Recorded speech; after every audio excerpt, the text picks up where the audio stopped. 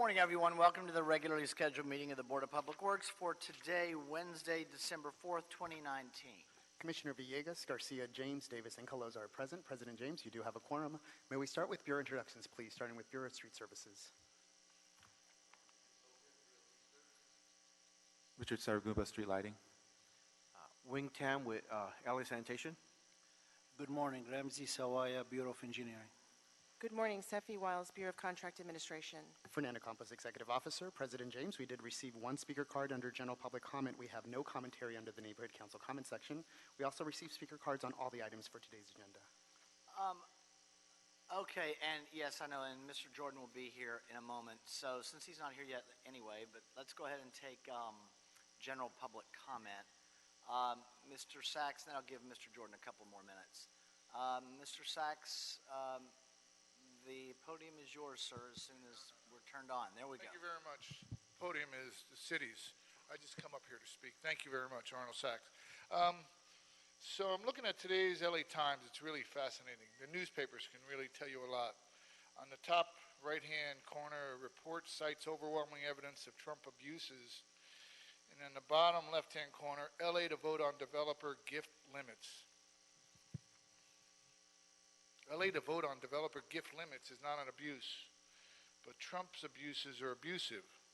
I'm not a Trump fan, but he's done a lot to kind of show how corrupt government is in a lot of different places and how inept some of the things are in America. You know, when the government shut down, the report was that the Homeland Security agents who patrol the borders weren't getting paid, but they were minimum wage employees. You really want Homeland Security to be minimum wage employees? I was at Metro today, and there's Homeland Security police armed to the teeth around Metro. So they're not Homeland Security Border Patrol or the TSA, whichever.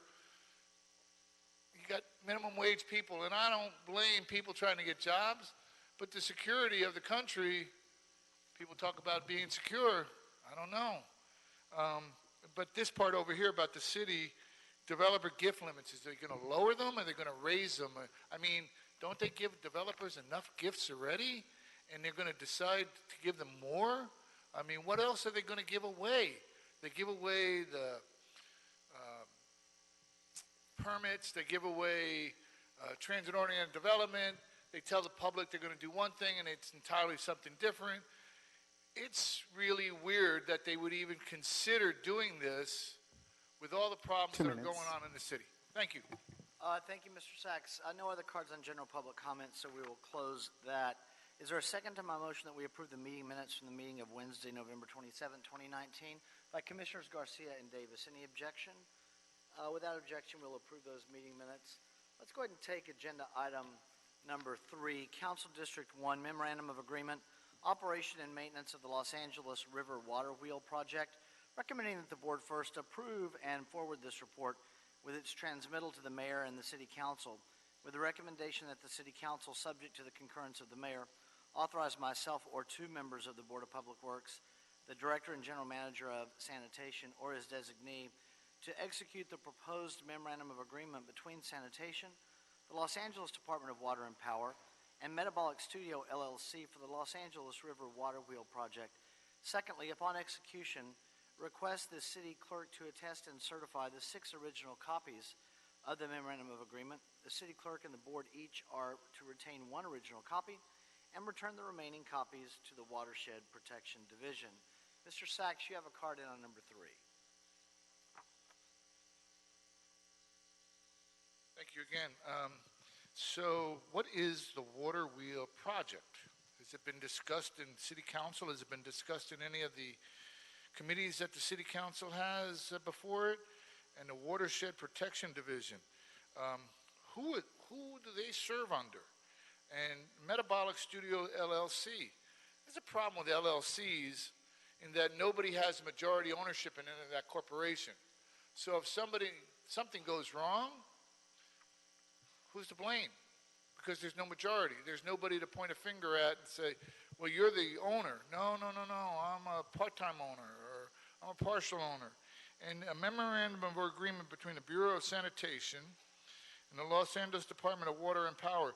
So that's like the Bureau of Sanitation, and actually it should be the Los Angeles Department of Water and the Los Angeles Department of Power. That would really go a long way to helping finance some of the things that are wrong with the city. Because when they're together, only one pays. And that tricky word "and," that's a tricky ass word when you get into politics. Because when you get into politics and legal advice or legalese, "and" can be inclusive and "and" can be exclusive. I found that out at the Board of Supervisors. Really strange lesson to learn. In public, no less.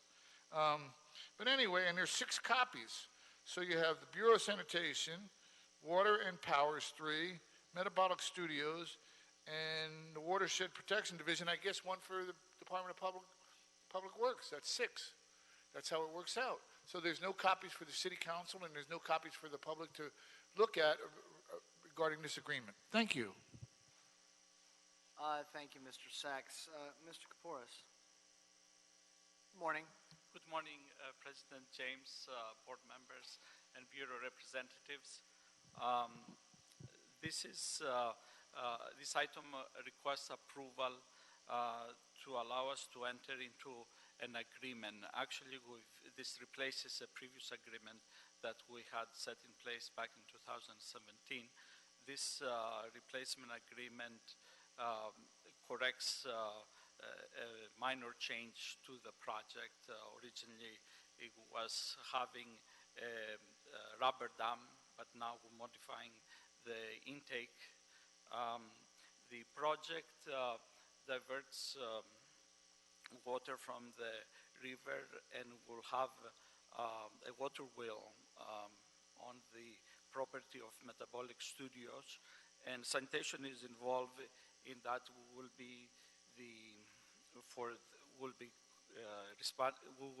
take over the maintenance of the project, and we will be reimbursed by Metabolic Studio.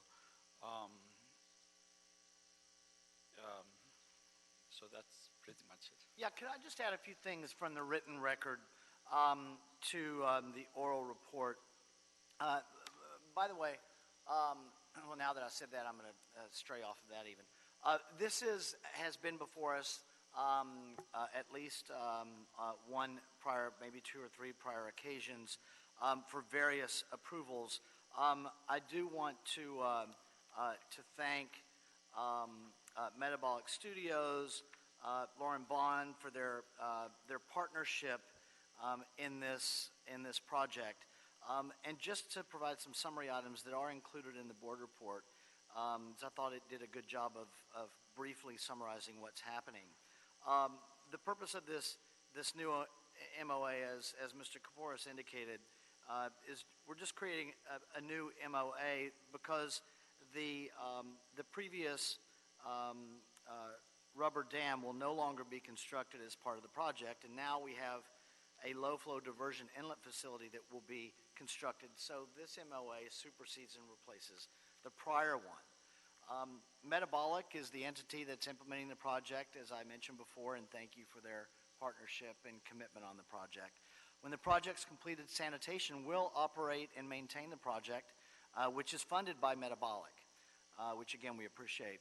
The letter of intent by sanitation to operate and maintain the project was already sent to the U.S. Army Corps of Engineers in January of 2016 to facilitate the permitting process. Then there's a bit of a summary about what the low-flow diversion inlet facility will be and where it will be constructed. That's in the board report. I won't repeat that here. I do think it's important to note, though, that Metabolic has secured all of the required permits from the U.S. Army Corps of Engineers and the State Water Resources Control Board to implement the project. Permit numbers are in the board report. Are there any questions? We'll start with Commissioner Villegas. It's more just of comments, for the record. I know this project has been going on for a really long time, but to the extent that Metabolic was able to get all of the permits necessary to get this far, is, it's a undertaking in and of itself. Just get through the process with the Army Corps of Engineers and with State Water Resources Control Board, and just through our process and with the County of Los Angeles as well. So I appreciate that. Thank you. Thank you, Commissioner Vegas. Excellent point. I'll make a motion that we adopt agenda item number 3, seconded by Commissioners Caloza, Davis, and Villegas. Any objection? Without objection, we'll adopt agenda item number 3. Thank you, sir. And again, thank you all. I know we have representatives from Metabolic here as well. So no objection on number 3. Any issue sending number 3 forthwith? We'll send number 3 forthwith. Thank you. Agenda item number 5, specifications submitted for board adoption and authorization to advertise for the invitation of bids. This is in Council District number 6 for the Donald C. Tillman Water Reclamation Plant, the Japanese Garden American Disability Act Compliance Project. The estimate is $997,000. The bid receipt date is January 15th, 2020. Mr. Sachs, on number 5.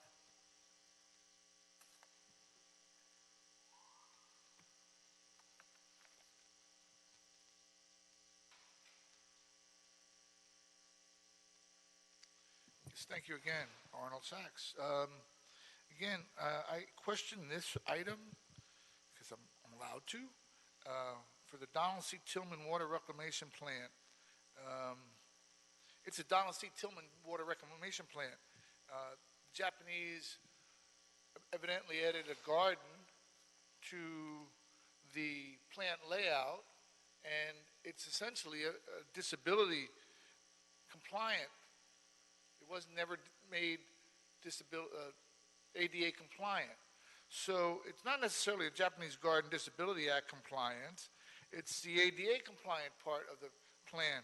When you bid stuff out and you advertise for different things, it just changes things. Like with the language from the last item regarding the Metabolic Studio LLC. That's a famous word for the bioscience project that Mark Ridley Thomas is attempting to thrust down the city's throat. And so I'm thinking what he's behind in everything that the city does, because he's a very wealthy person, and he likes to throw his money around in different areas, and then he likes to leave people hanging. It's really tough to deal with sometimes. But I'm really concerned about a list of projects for the Donald C. Tillman Water Reclamation Plant. Is there a list of projects that are advertised out? Some go to pre-qualified bidders, some go to MOAs, and some don't even go anywhere. How are they advertised? How are they decided? Is there a numerical system for what projects need to be done? I know there could be emergencies that come up. There's always an emergency somewhere, and that's above and beyond anybody's call. But how are these projects actually listed for money? Thank you, Mr. Sachs. On agenda item number 5, it's an administrative item. Is there a second to my motion that we approve agenda item number 5 forthwith by Commissioner Garcia? Any objection? Without objection, we will do so. Agenda item number 4 is a municipal, let me try again. Municipal facilities pre-qualified contractors list. Motion to add 9 additional firms.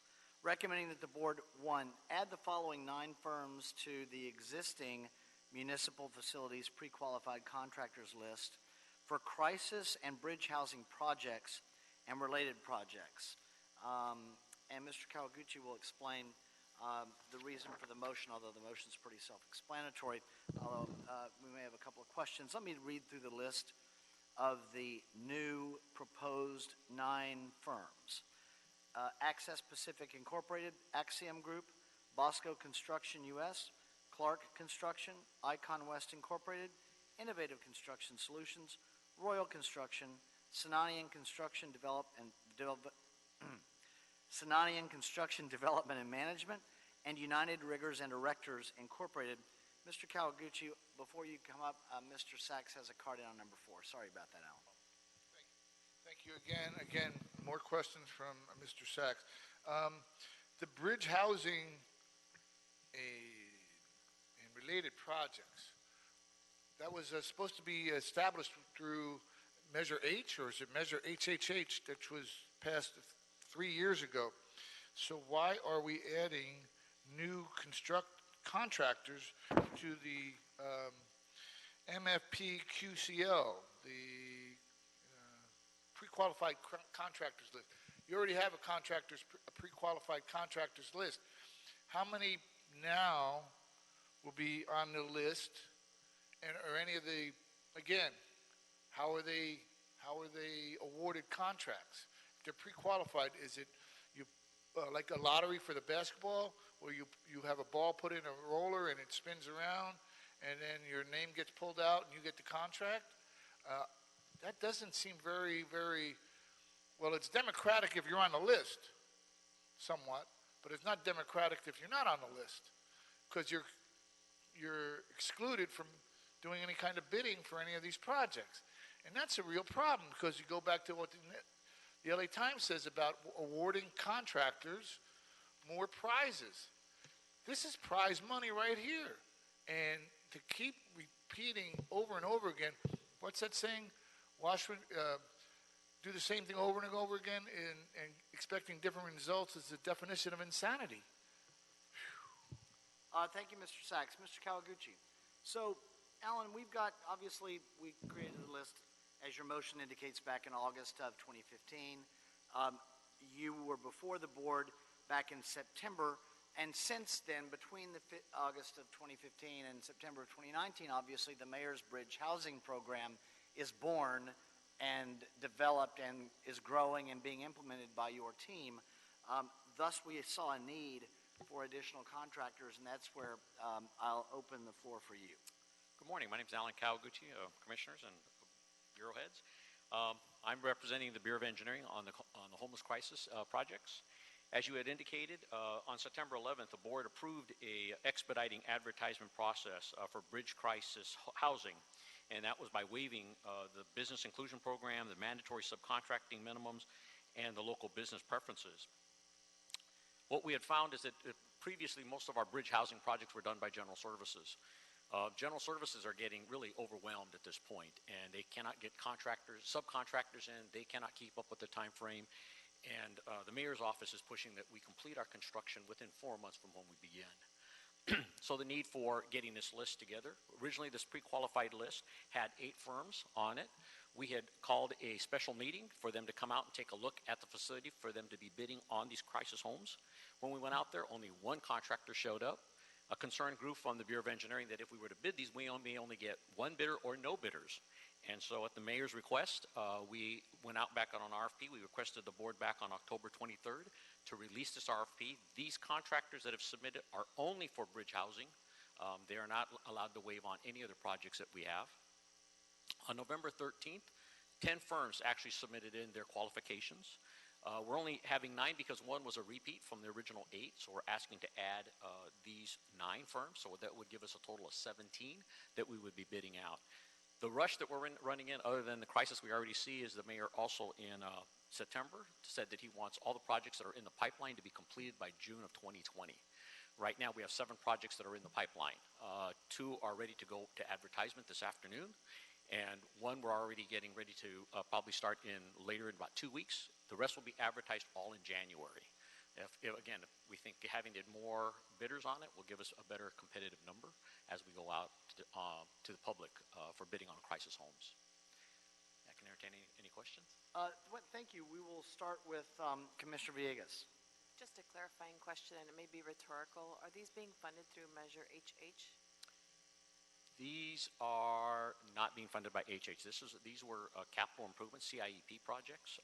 We then got funding from the HEAP money, not sure what the HEAP stands for, and then we will be in January getting additional funding from HAP funds from state. Just for clarification, the HHH funds are for permanent housing, not for bridge housing. Weren't the HEAP funds state funds as well? That's correct. They are. Okay. Those are also state funds. That was the state that we got in the last state budget. Correct. They were added, I think, last Correct. year in June or July or something. That's correct. Okay. A couple of additional questions, Alan. So it was August 14, 2015 when the board approved the initial pre-qualified on-call list. That's a 5-year term. These folks are stepping into, granted, we need the work now. There are a number of projects coming forward. These folks will be stepping into that 5-year term, and then what are we going to do in August of 2020? That's a good question. The answer is they are stepping into an existing 5-year term. They've been notified that. We may extend the contract, but that will come to the board in a board report to extend if that's the choice that we have, or we may go off a whole new list. We figured that by August, all of the bridge homes that we have in the pipeline would have been finished in construction, so we believe that this time frame for them to step in was adequate. Okay. And then when we do these pre-qualified on-call lists, sometimes we'll have random selections of in what order work will be handed out. Is there the same process for this list, or is it being handled a different way because there's so much work that we're requesting right now? There is no order because, again, we get our work assigned to us basically when the council approves the projects, the site, and the funding. So we've told the firms that we have at this point 7 that are going to be coming out. We don't know if there will be more than that. So when you put your qualifications in, you should go in with that notion ahead of time. Just to let you know, the qualifications were reviewed by both the Bureau of Engineering and rated, as well as with the Department of Contract Administration. Okay. Thank you. Commissioner Davis.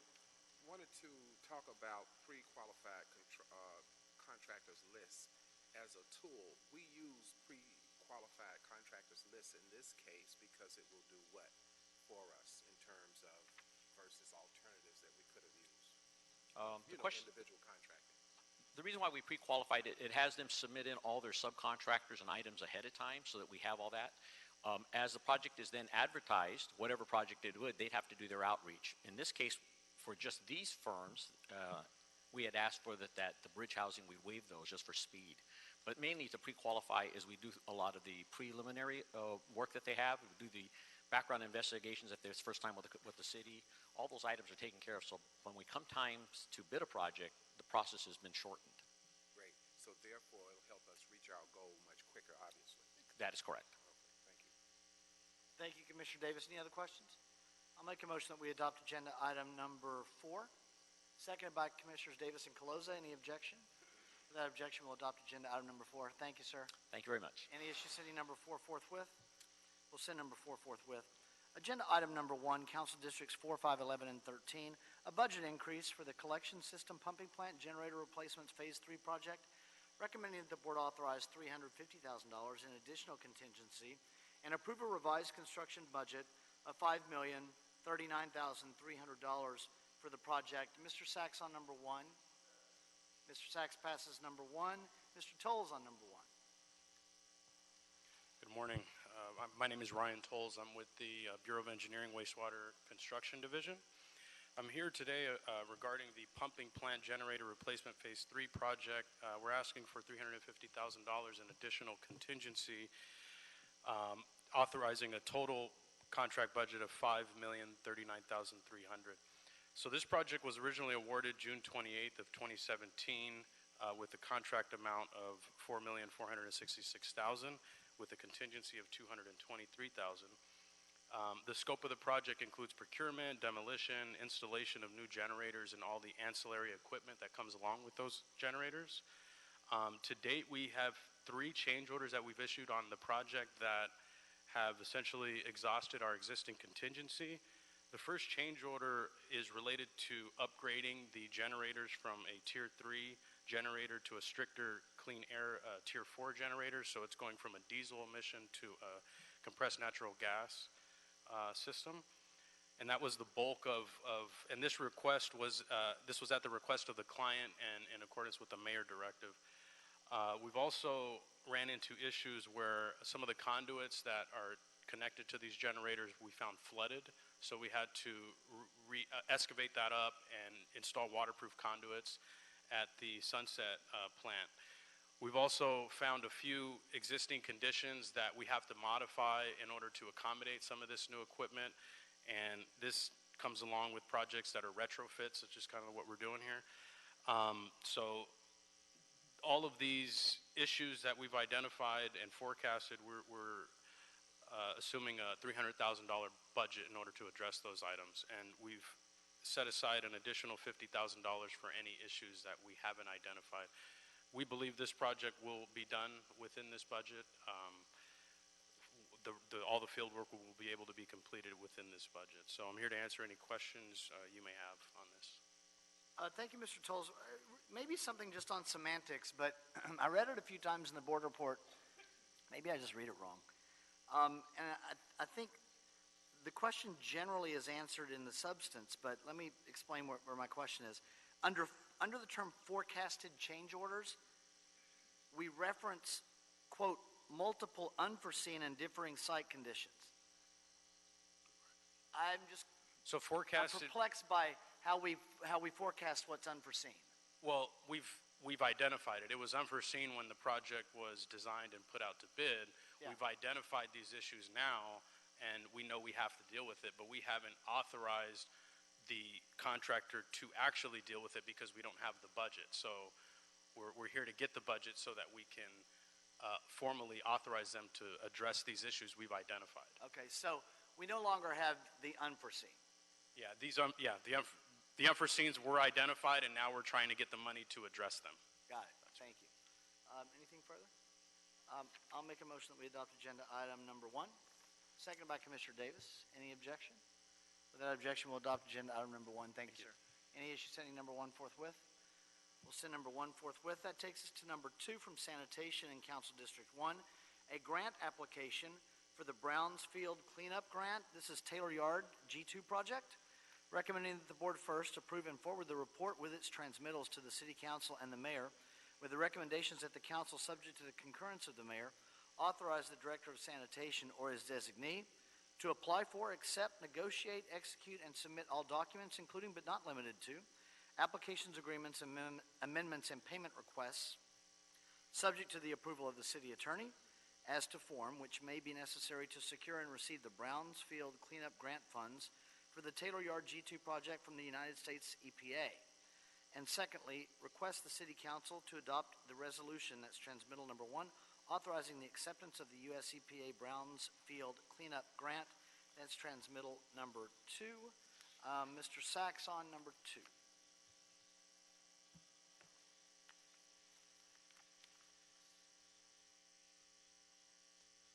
Yes, sir. Thank you again, Arnold Sachs. And there's quite a few things here. The Taylor Yards is part of the Union Pacific Railroad. Are they involved in any of this cleanup for the brownfields? And its grant funds. You know, I read an article a long time ago about Santa Monica and the airport there, that grant funds last for 20 years. So is there a time limit on when this project will be done or when the grant funds will be expended? You left out as to form here, but not as to content on the contract. And having listened to the gentlemen make presentations previously, and I appreciate the work that they do and the presentations they made, let's say there's unforeseen problems. Do they have to wait? You have a contingency fee for unforeseen problems. If you wait to get money for unforeseen problems, then you hold the projects up. And if you hold the projects up, then the costs increase. And you never get anywhere because you're waiting for money to do the unforeseen problems that have arisen while the project is on hold. You can't move forward with anything because you have to wait for the money to be passed through 17 different hands.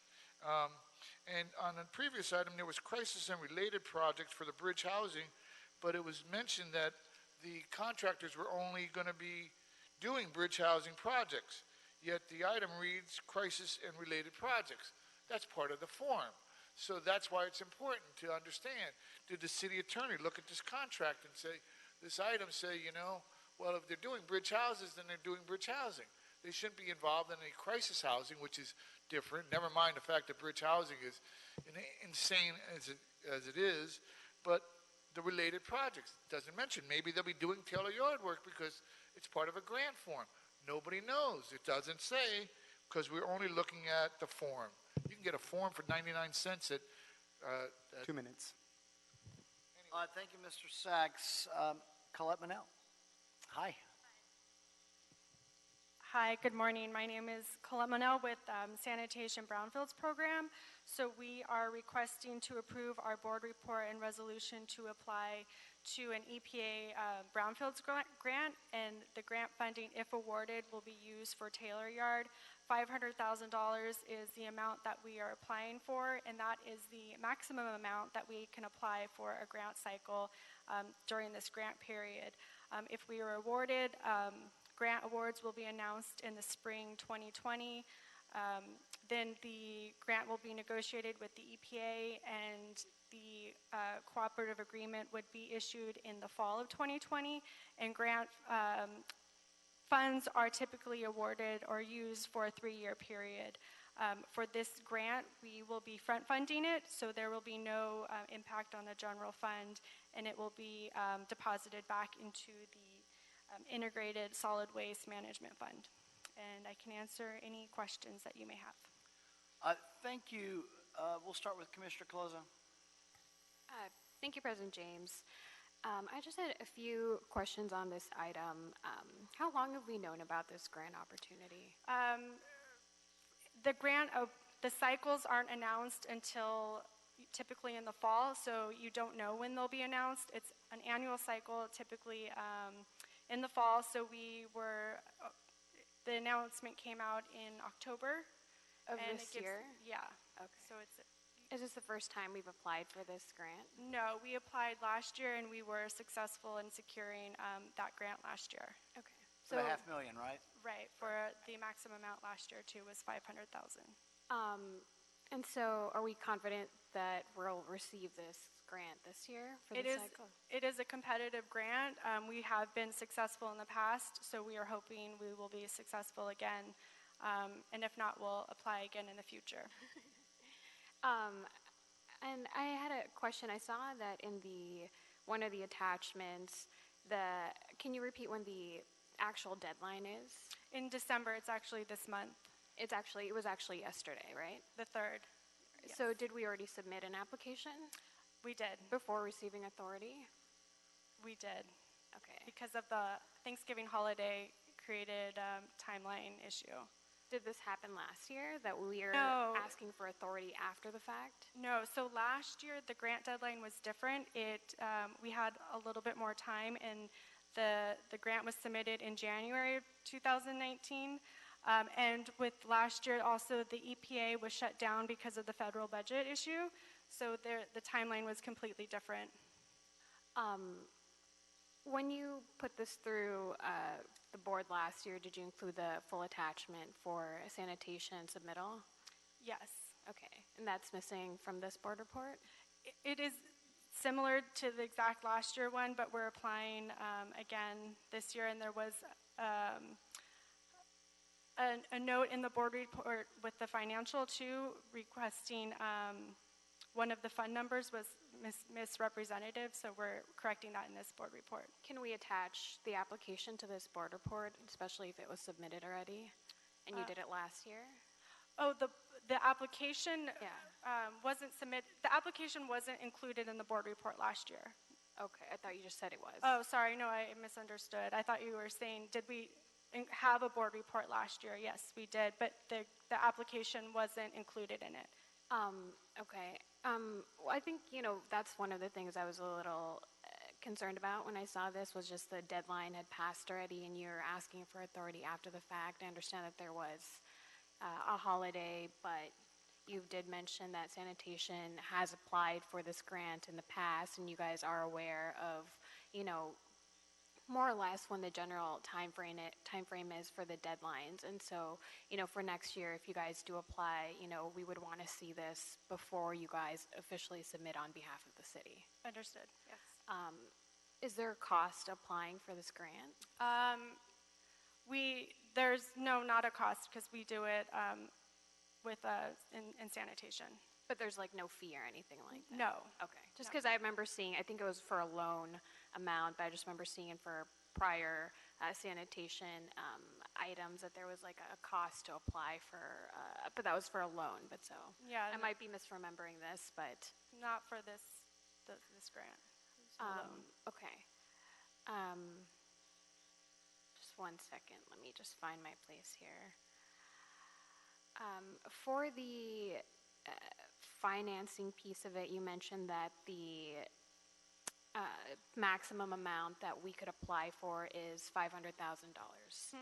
That's correct. Okay. And so is there, and this could be a question for either Fernando or for our city attorney, is there a reason why we noted that the total funding is not to exceed 1.5 million if we're only going to, if the max amount that we're to receive is 500,000?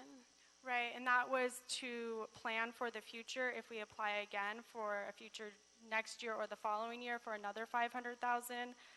When we submitted our project review by director of the PRD, we anticipated or estimated 1.5 million, and that's where that number is coming from.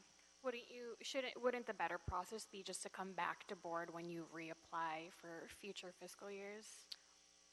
For the PRD? No, I'm just talking about the status of financing piece in the Well, board the report. 1.5 million is coming from the PRD, what was done previously in the advance, knowing that we were going to apply for last year and the future years. And 500,000 last year was the amount that EPA said you can apply for. We're applying for another 5,000 this year, and in the future we would apply again. If there are adjustments that we need to make in the future, we'll come back to board and make those adjustments. So maybe this is a question for Fernando or Ted. But so our approval today, if we approve this, it's only for the authority for 500,000 and not 1.5 million. Is that correct? The authority before you is just to submit the actual application for the But it's a little vague. For the 500,000, not the 1.5. Okay, that's just what I wanted. And if I could, just to provide some context, not sure if I'm going to help here or not, but the Administrative Code Division 14 does allow bureaus and departments to submit grant application if there is no general fund impact, or two, if the NOFA, which is the Notice of Funding announcement, comes out within 60 days of the due date of the grant application. So those are the two exceptions that are in the Administrative Code that allows departments to move forward. In this case, sanitation is using the first exception, which is no general fund impact, no funding coming out of the general fund. If it were using general fund, then yes, it would require the mayor's office and city council before the grant application was to be submitted. However, the question before this board is, should a bureau submit a grant application before obtaining approval before your board? Noting the fact that there is no general fund impact at this point in time. So that is an exception to the rule in the Administrative Code Division 14. To the second question about the application, or what you're approving before, you're approving the submission of the actual application for the amount not to exceed 500,000. Okay, that was super helpful. Thank you, Fernando. I don't have any other questions at this time. Thank you. Thank you, Commissioner Closa. Commissioner Villegas. Just a clarifying question. The overall budget for the cleanup, do you have that? That number is with the Bureau of Engineering because they're the actual managers of the project. We're just looking at the grant, helping them for their portion. That would just give us context for how many cycles you've done and if you've done already a phase one with the first 500,000 that you received. The phase one, or for the grant, or the type of work? No, for the first 500 that you received, obviously work was already done on those funds? No, not yet, because that was just awarded this last year. Okay, so I was asking if a phase one had been done. Obviously, that would give us the gravity of the cleanup, right? I just don't know what you mean by phase one. The phase one of the work, or towards the property, of how contaminated it is. So the city owns the site. They purchased it in 2007, and the city did a phase one prior to purchasing it. It wasn't done through this cleanup grant. It was done through a different EPA assessment grant, and then they've done the phase two already. Great. I don't mean to belabor this anymore. I'm really happy that you all are applying for grant. I'm just asking for context so that we know how much, right? What the extent is. That was the only reason for my questioning. For the total amount of the cleanup? Yeah. I don't have that number. It's with Bureau of Engineering, so I don't want to give you a wrong number. That's fine. Yeah. Thank you. Thank you. Anything further? Mr. President, if I could just clarify one comment that I made. Fernando Campos, Executive Officer. The Administrative Code Division 14 does allow the 2 exceptions, but it also creates has a condition, and that is departments or bureaus must submit that grant application to the mayor or city council when it's practical to do so. So my commentary earlier was that there is an exception, but we do have to submit it to the mayor's office and council at one point in time, and in this case, when it's practical. Understood. Thank you for the clarification. Was that a motion, Commissioner Davis? I'll second it along with Commissioners Garcia and Villegas. Any objection? Without objection, we'll adopt agenda item number 2. Thank you, ma'am. Thank you all. Any issues sending number 2 forthwith? We will send number 2 forthwith. Dr. Campos, have we cleared the desk of voting items? Yes, you have. Okay. We have a couple of oral reports. Let's take the report on change orders issued for, we've got sanitation and engineering here on this morning, so we'll start with sanitation. I'm sorry, we'll start with Mr. Sachs. Yes, thank you again, Arnold Sachs. And And just for the record, we're on number 6. Number 6, yeah. Report on change orders. I was taking notes while I was listening to the discussion, and again, I appreciate the work done by the city staff, just doing what they're supposed to do. But I'm really confused. When you report change orders, let's just look at what we talked about with this last item. Which fiscal year are we talking about? I mean, do you get money from the federal government for which fiscal year? The fiscal year for the federal government starts in October. So October fiscal year, which just started, was for the year 2021. The fiscal year for the city, which started in July, is for the fiscal year 2019-2020. So you're a year behind, or you're a year before, or you're in, you're out. Which is it?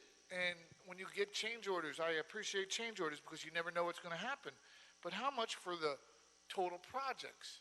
I mean, the EPA is funding some projects, and it's $500 million, $500,000 every grant cycle.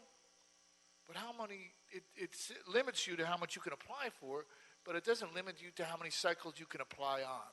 And so you can apply for 20 cycles, and that's $10 million.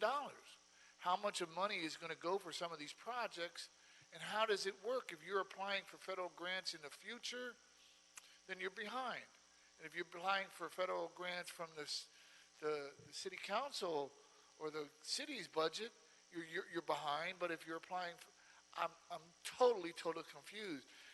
It's comes down to the language that we use and the language that's used to confuse the public. It just doesn't make sense. Thank you. Thank you, sir. We'll start with with sanitation. Is Allie here? I don't see him in the rooms. Okay, well, we'll Move forward with put him over to Bureau the of next Engineering. next one. Mr. Tolles, I've got your name, and I've got Ethan Wong.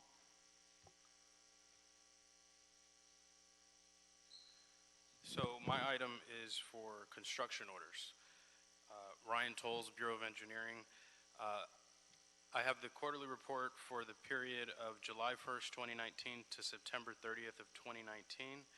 I'm reporting on all the construction orders issued under $150,000. We have 7 construction services contracts that the Bureau manages, so I'll just name the contract and how many we issued and the total dollar amount for each. First one is the municipal facilities and related projects. There were no construction orders issued in the period, the quarter, and for a dollar amount of 0.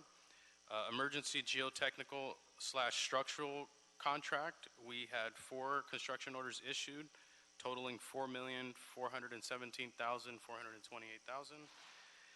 Street improvement contract had no construction orders issued. Emergency storm drain repair contract had 21 total construction orders issued for a total dollar amount of $6,349,766. Emergency sewer, or the emergency demolition services contract had no construction orders issued. The emergency construction and repair services at wastewater treatment facilities had no construction orders issued in the period. And the last one here is the emergency sewer repair program had a total of 217 construction orders issued for a total dollar amount of $6,847,000. I'm here to answer any questions you may have on the report. Thank you, Mr. Tolles. Any questions at all for engineering? At least this version? Thank you, Ethan. Oh, I'm sorry. Commissioner Villegas, I We couldn't have see a with lot the of paper. information just coming to us all at once, so I apologize. As you were talking, we're just trying to reconcile all these reports. I apologize if you need to repeat yourself, but can you give me context for this handout? A bunch of graphs, so I just So wanted one of the handouts, which is this one here, Yeah.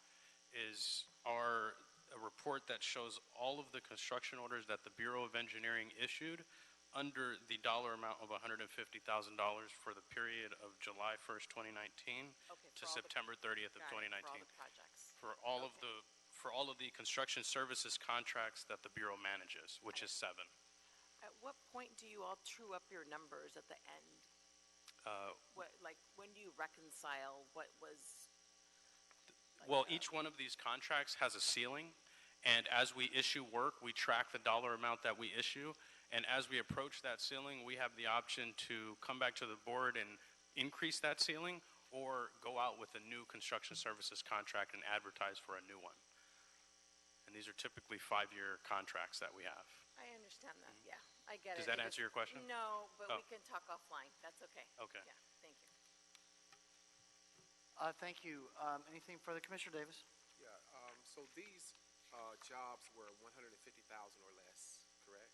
The construction orders were issued, yes, $150,000 or less, which are all under the city engineer's authority, and that's why we're reporting them. Yeah. Correct. And in doing so, who are the contractors that get these particular assignments from you? Are they more of the prime contractor types? Yeah. So these are pre-qualified contractors, so each see. contract, there's 7. Each of the contracts has a set of pre-qualified contractors associated with them. I see. The one that has the bulk of the construction orders issued is in my program, which is the emergency sewer repair program. Sure. And we had, I think originally 22 contractors on that list. And the number fluctuates depending on how many jobs they have at a time. They may ask to be removed from the list temporarily because they can't handle any more projects. Sure. And the projects are assigned on a rotating basis. I see.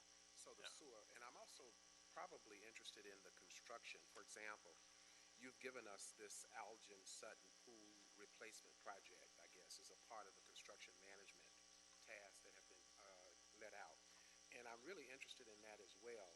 In terms of the pre-qualified list, how many people are on that particular qualified list? For which contract? For construction, not the sewer, but just the general construction. Say, for example, the pool project, of course, this is a non-sewer project. Mm-hmm. I'm interested in those. And I'm trying to find out how it works in terms of who the pre-qualified individuals are on this list. It's a 5-year list for the pre-qualified list, correct? Yeah, so each individual contract will have a list of contractors that were pre-qualified and added to that list, and that would have went through an RFQ process, and it would have gone through the board, so that those lists and contracts were all established through the Board of Public Works. I don't know exactly when each of them were established. They may have different, ending and beginning timeframes. Sure. But each contract has their own set of contractors that were pre-qualified and added. And I don't know the total number for each one of the contracts, except the one that I manage, Gotcha. which So was the sewer I repair see, though, contract. according to your report, in terms of the one you manage, it seems to have been more opportunities for work in the sewer. That's the bulk of the construction orders that we issue.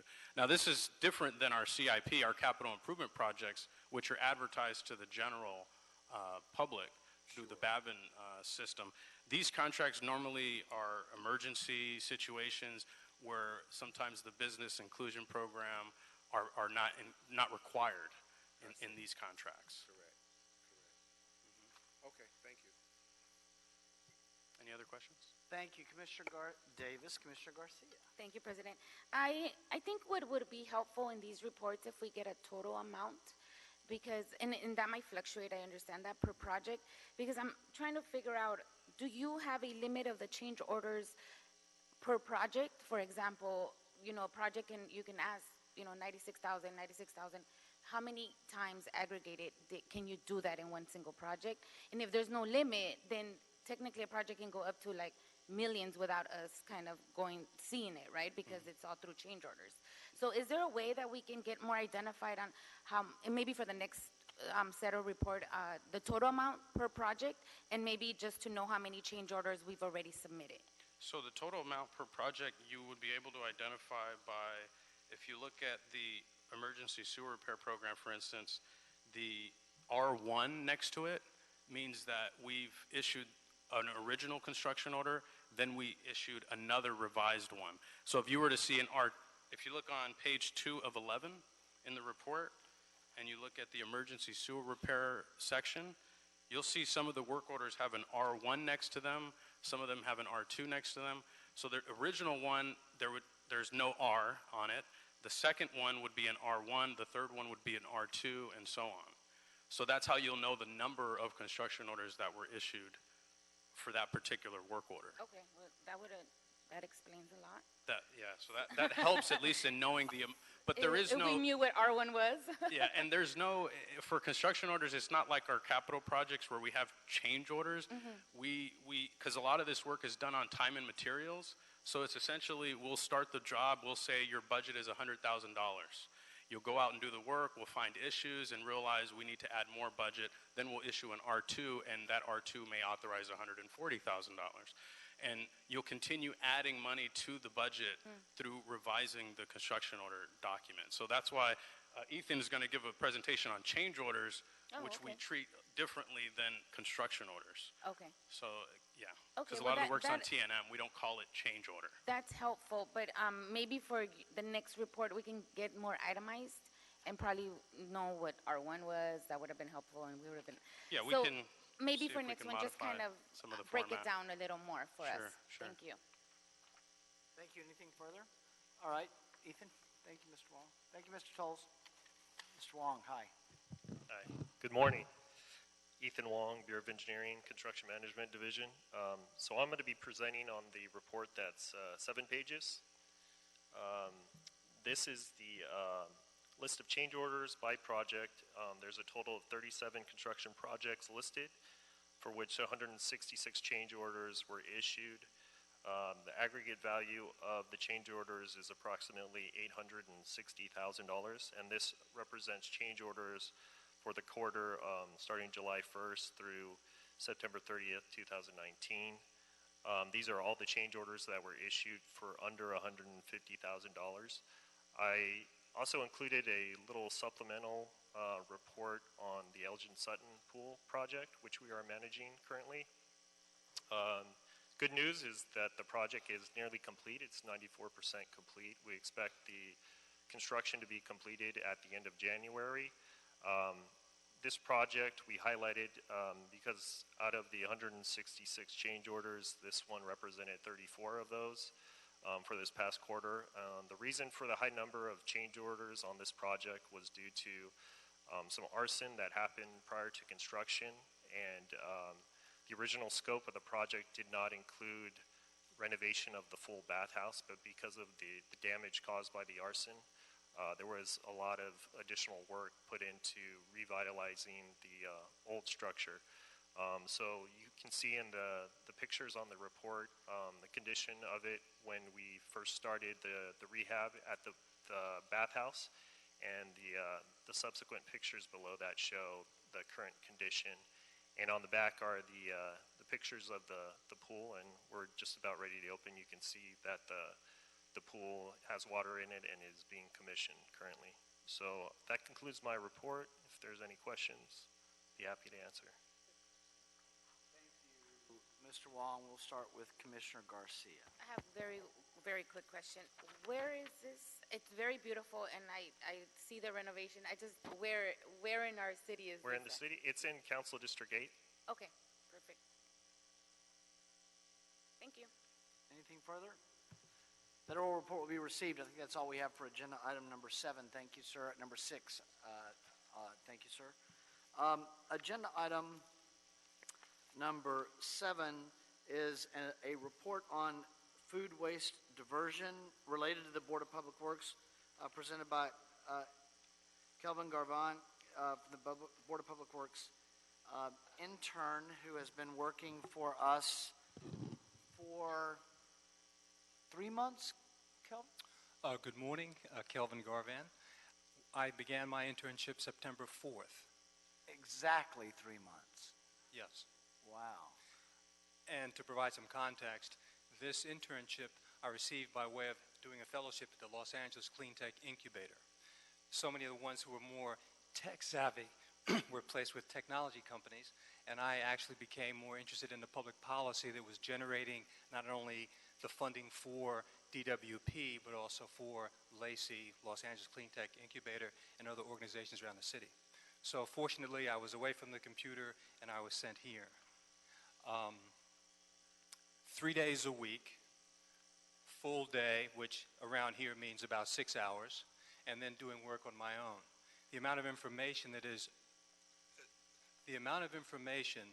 is available to look at food recovery and food waste, the agencies that do the work to mitigate that, as well as the public servants from the city and the county level, is enough to actually make you dizzy and fall asleep. It's an enormous amount of information. So what I'm going to present today is not an actual panacea, is actually a possibility. I also want to just state for the record, Calvin, that we have a representative from Lacey is here as well, and we appreciate their partnership in this. Daniel, good to see you, sir. So on the screen here, which you can't see, Oh, we I can. have put together a group of slides. Again, my name is Kelvin Garvan, and I am the Lacey intern for the Bureau of Public Works.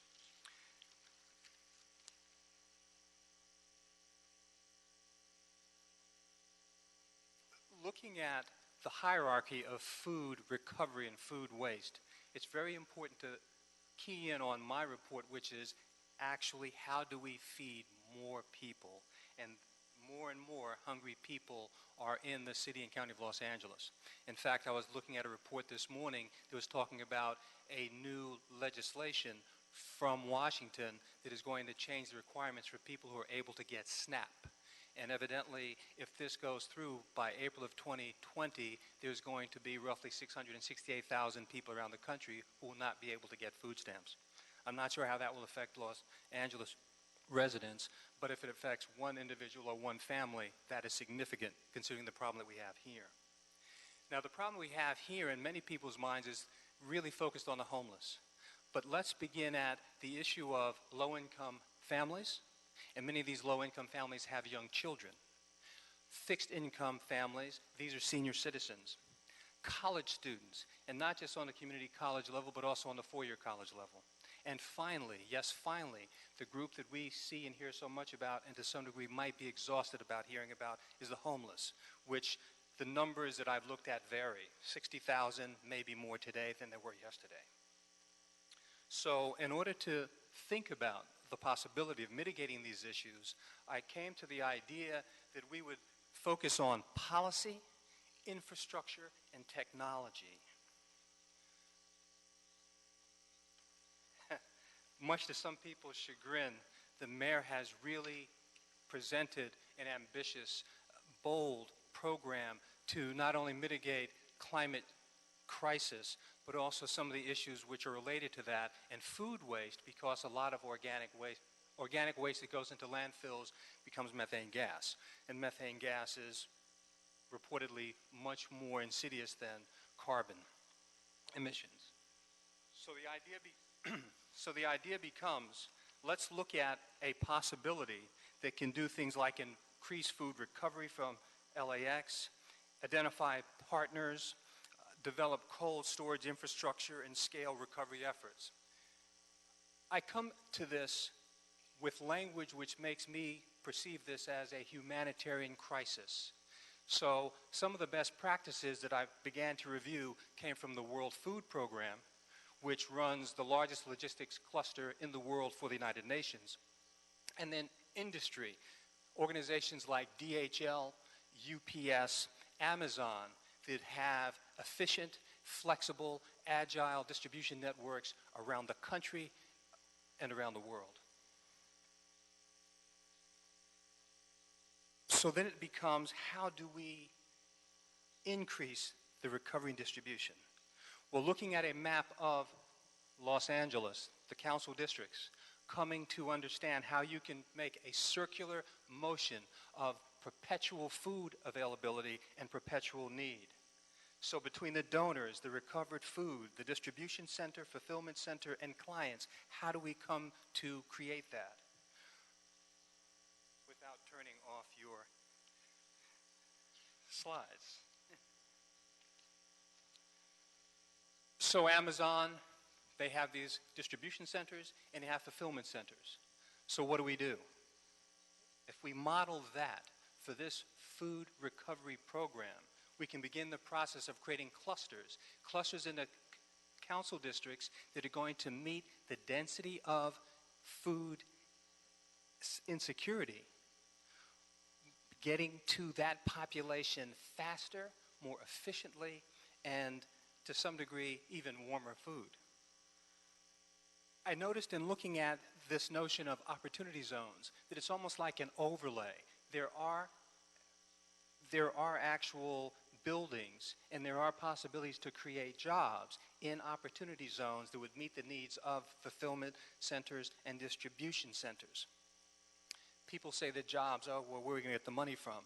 But in looking at the New Deal, and now we're in the Green New Deal, I think that the commitment should be about creating jobs.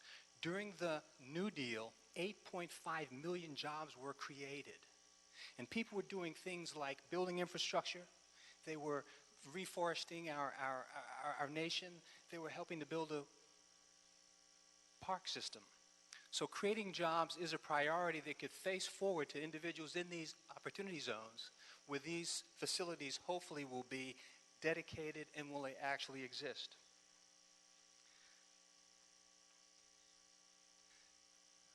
To backtrack, these centers, what would be very critical is for there to be access so that food requirement doesn't end when some of these agencies that operate, some of these feeding operations that operate when they close their doors. So if we were going to have a party here and it ended at 9 o'clock, could the actual agency or food operation that closes their door at 7, could they get that food, or would it have to be, or perhaps be considered something that was waste and they throw away? The fulfillment center would meet that requirement by giving an opportunity to always move food into the area of dense insecurity. So these are the players. We have catering companies like Wolfgang Puck. Downtown we have Patina. We have organizations like World Harvest, the Los Angeles Regional Food Bank. All of them are working together to mitigate this issue. But the technology which actually binds them just doesn't exist right now. And there are a lot of organizations that are working toward finding ways to capture data, measure data, major data that is relevant to the needs of what they have to report, be it how many pounds, how many meals, whether they're getting a tax incentive for that distribution, etc. So the technology, the actual technology piece is critical to this. The technology will get organizations and individuals out of their silos and hopefully will function much like in the supply chain management industry where you have, in the words of the CEO of FedEx, it's no longer where is your package, it is how is your package.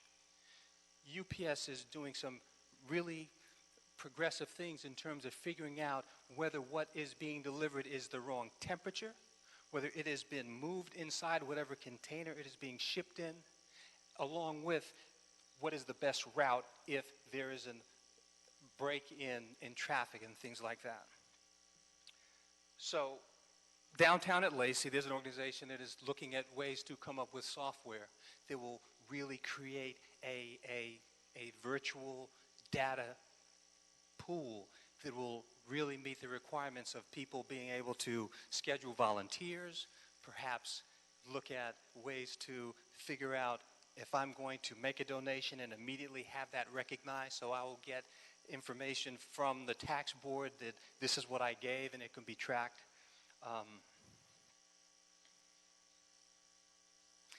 So at a glance, what people call the last mile solution in supply chain management, I call the next meal solution. And today's a beautiful day to actually present this, because when I was coming here, I thought to myself, on a day like today, how far do individuals have to travel to get either their first meal or their next meal? And then I wondered, on a day like today, how easy is it to mobilize all of the different volunteers that are supposedly going to show up to pick something up or drop something off? And then because of more people on the roads, because it's raining, how will transportation routes be impacted? Will there be more congestion? And then finally, how many people, instead of rummaging around trash bins or panhandling for money, will actually want to go to a facility to get a hot meal and perhaps a warmer place to stay? So today is actually a perfect day to look at how important it could be to have a fulfillment center near the closest point of food insecurity density so people can get it, get the food that's available, and get it faster.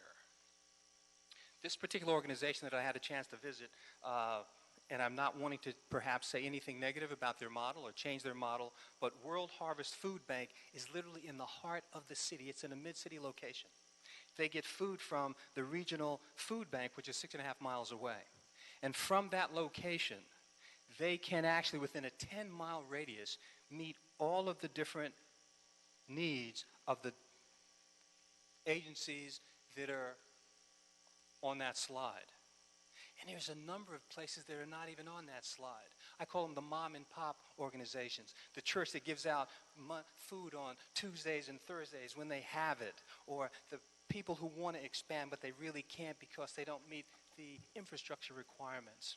So something like this has the capability of, like a distribution hub from the World Food Program or from Amazon that has a facility in Hawthorne that individual contractors can go and pick up packages and deliver them from. This is just, again, a possibility. It's not a panacea, but it is a way, again, to get things, get food where that it is required faster, more efficiently, and more agile. The people here in the county and the city, I respect them for their commitment, and I respect them for the dedication that they have put toward this project. I'm the new guy. In the military, they call it the FNG, which I'm not going to say here what that stands for. However, I'm pleased that you all supported my efforts. I'm pleased that you chopped it up and thought about ways it could be changed, and I'm available to help the board. I'm available to help the bureaus. Anyone in the listening audience, I'm available to continue with this project. And that's it. If you have any questions, concerns. Thank you. Kelvin, let me just say a few things. One, thank you for all the work, indeed the hard work. And just a few things to add by way of background. I appreciate Lacey and Matt Peterson. Daniel, thank you for being here. I think you may have been, you or Matt were the first ones to email me and say, hey, we have an incredible group of folks here. How about an intern at the Board of Public Works? And we had some conversations back and forth on areas where we have interest so that they could match with their candidates who have similar interests. And we had a great match, obviously, in Kelvin coming over to the Board of Public Works. We had a number of different categories that when Kelvin and I first sat down, we considered where he might focus the work that he was going to do, really essentially with me and what I thought would be a priority in partnering with Kelvin. I mention that because he did work with other folks, and not just working with me, but you would never know it if you work with Kelvin. I always thought that the work that he was doing with me was the top priority. And that's a tribute to him. I want to give a shout out to a few people who inspired me on this to have this discussion with Kelvin when he walked in the door. Ann Zold is here, and we sat down and talked about, that was really kind of my first introduction to the scope of this food recovery challenge that we have in the city and in the region, and inspired me and educated me on what was happening in other parts of our region and in the western United States. And it's really what helped lead me to putting this issue on this topic on the table for Kelvin to take a swing at if he wanted to. And he did. We have so much work that's being done in the city that's led by really two primary factors. Obviously, the mayor's office. That's where our priorities are set. And Rebecca Andreessen in the mayor's office of city services.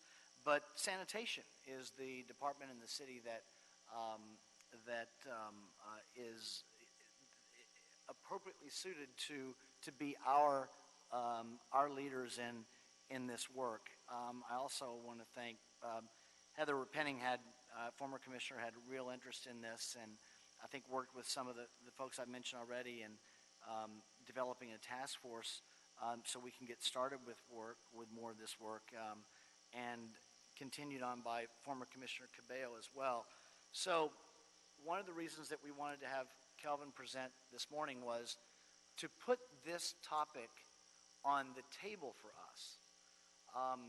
I think Kelvin makes a very compelling case that this is such an important area that touches on so much stuff that not just Public Works does, but that the city and the county do together. So, Kelvin, I want to thank you for.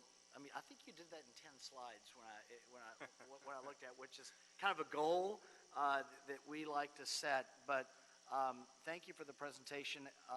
I've learned an enormous amount. Kelvin, by the way, would submit kind of a weekly status update on the work that he was doing. We did a pretty good job of meeting every week. I might have missed one or two because of scheduling the time that you were here. But it really culminated with a real understanding for me of the complexity and the importance of this issue in a way that I didn't have it before. And I want to thank Ann at Sanitation for lighting the spark with the good work that you've done there. So, and Ann's here today, so thank you for being here. Yes, sir, and then we'll go to... In closing with that, from my perspective, it was interesting to see how this organization works and how public policy works and how the city works, because every place I went to ask a question, I got an informed answer and I got support. So if I asked a question to Elena Stern, she sent me to Michelle Mikesell. When I got to Michelle Mikesell said, "Oh, you need to talk to Ann Zold." And then Ann Zold said, "Well, you need to talk with these people." And I was sent to meetings, and I was given all kinds of data by way of the internet. And my experience has been seamless because everyone who I've asked a question had an informed, relevant response, and it kept me moving because I knew I had a timeline. We appreciate that kind of collaboration. It's nice to hear about, although we're not the least bit surprised about it, because that's the way we've been working. Commissioner Villegas. Thanks for your report. It was very thorough. I really liked your ideas. Just creating the clusters and the opportunity zones, and then breaking it down further with technology.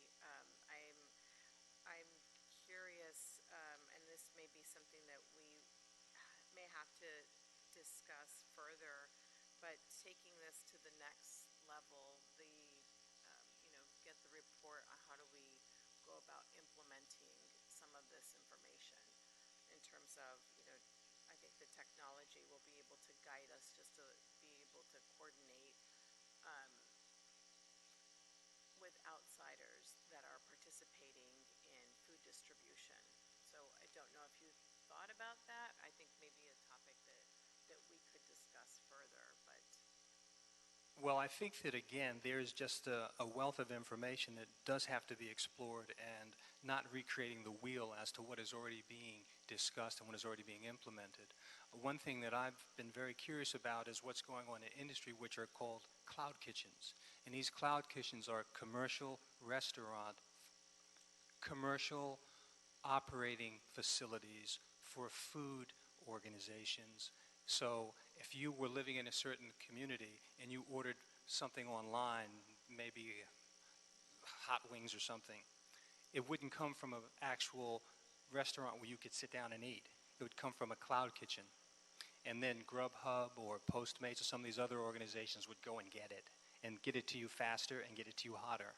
So if something like that as a template could be revised, could be somehow tailored, the detail, because there are organizations who want to do food operations but don't have the infrastructure. So a cloud kitchen, in my thinking without knowing, could be an opportunity to have a place where you can make food on demand, especially on a day like today. You might have the capability of composting, so you have not like a composting facility like the ones that Mr. Dan Meyer talks about, but a facility that is localized, is decentralized, is community-based, and also provides an opportunity for certification and education that leads to jobs. So again, like the World Food Program, the decentralization and development of capacity to meet the crisis at its closest pain point. I have a call with some people who started the Cloud Kitchen that's on West Washington here in Los Angeles later today to find out more about it. This is in everyone else's hands. I think my last meeting is on Monday, and I'm open to suggestion. Thank you, Kelvin. Commissioner Davis. Thank you, Kelvin, for what I believe is a very dynamic report, and it really kind of reflected upon some of the values of the mayor's office at really initiating an interest in this crisis and giving us an assignment to look deeper into in terms of what our future plans and execution can be in capturing recovery of food in our environment. We are so dynamic in every single thing we do in this region. And certainly, I would think when we look at our potential to be able to capitalize upon food recovery in this region, that we will find ourselves in probably the top areas of the country in terms of what we might be capable of doing. Which leads me now to my question as a public policy. What do you think our potential is in this region as we look at food recovery? And before you answer the question, what I have observed from your report is that it is critically important for us to feed the hungry, to feed animals, to capture what industrial uses will be, and to better and effectively use composting as a tool with regard to some of the foods that we might be able to encounter. That these efforts will help us to eradicate the overall crisis we find ourselves in, and we know that obviously is connected to one of the outcomes, which is homelessness, which is a national problem in general, and certainly it's one here in Los Angeles. So back to my overwhelming question, what is the potential of Los Angeles in terms of food recovery? And of course, this is kind of your educated guess as to what you think we would be capable of as it relates to food recovery.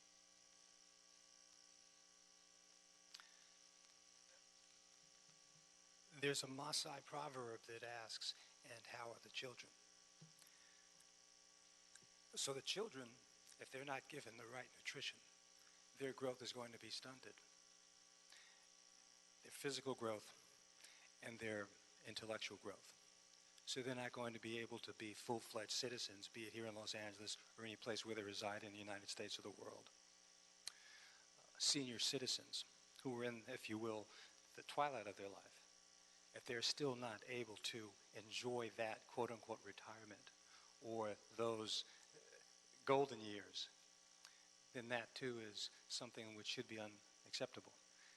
And the students who are learning looking forward to careers and lives and families without the proper nutrition, without food. They too will be at risk. So in relation to this being a national security issue and humanitarian crisis, I think that that's the right language. I believe with the same kind of commitment and technology, I think that all of these different stakeholders, all these different donors, all these different well-meaning volunteers, I think that we can actually meet the need that is present and it continues to grow. I think that the commitment that the mayor asks us to meet is one which is clearly within our grasp if we choose to work together and work in a way that perhaps takes us to think about doing this in different ways. I was watching a program, I'll digress, I was watching a program about high-speed trains in Japan, and the person who actually engineered the high-speed train, he was watching a kingfisher go into the water and get fish, and he decided to use that needle nose, like in the kingfish, as a way to begin thinking about how they were going to create an aerodynamic nose for this high-speed train. And I think that we have enough intelligent, dedicated people here that we can perhaps look at this issue the same way that high-speed trains were looked at, through the lens of the kingfisher. I think that it is something which is actually workable and possible, and we have the capability to achieve the goals and go beyond as we look to a new year and a new decade, 2020. Great, and thank you for sharing your vision in terms of what our potential could be if we capture all of the potential benefits of really mastering food recovery in this region. And I think that this problem as a public policy is also reflective of the mayor's overall goals. You know, he came into office with an agenda that we would get into back to basic principles. And I can't think of a more reflective public policy that we can embrace than this food recovery. And I also want to say that what I have discovered from this brief presentation is that the tools that we're going to need certainly center around transportation, also technology and communication. And so all of these things are going to be necessary for us to implement if we are to reach our potential. And then I'll just conclude by letting you know I talked to President James here briefly. I said that you did a great report, not because of all the very valuable and critical content, but because you didn't put us to sleep. So, so I want to compliment you.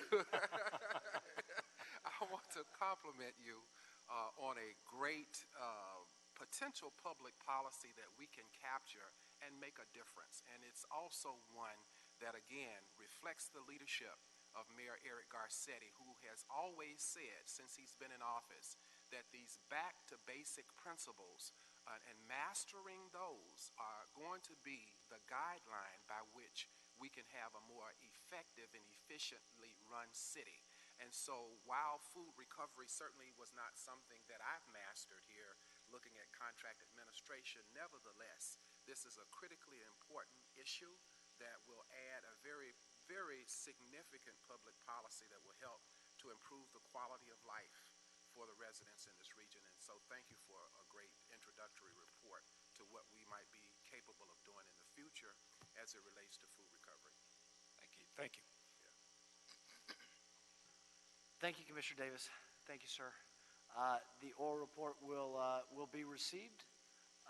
Yeah, good job, Kelly. Well done. Dr. Campos, we have cleared the desk? Yes, you have. Okay, then we are adjourned, everyone. Have a nice Wednesday. We are here Friday.